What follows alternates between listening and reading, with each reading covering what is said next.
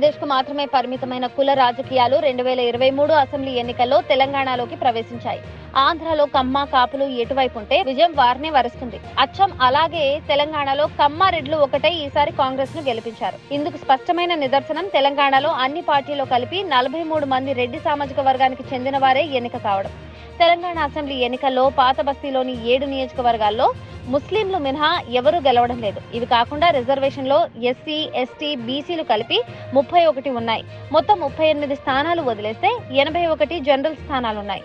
ఇందులో 43 మంది రెడ్లు విజయం సాధించారు. గెలిచిన 43 మందిలో 3 ప్రధాన పార్టీలకు చెందిన వారు ఉండడం అగ్రవర్ణాలు ఒకటయ్యాయి అనేందుకు నిదర్శనం.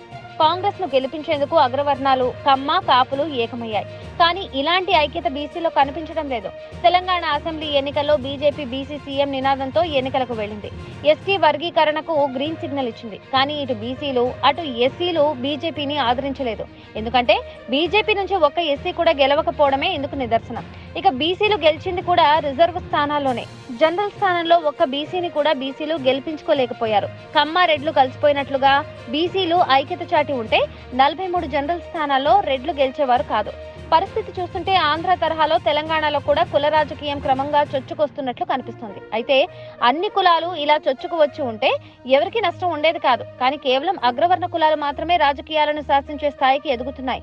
ఇదే పరిస్థితి కొనసాగితే రాబోయే రోజుల్లో తెలంగాణ అగ్రవర్ణాల చేతుల్లోకి వెళ్లిపోవడం నిజంగా దారుణమని చెప్పాలి.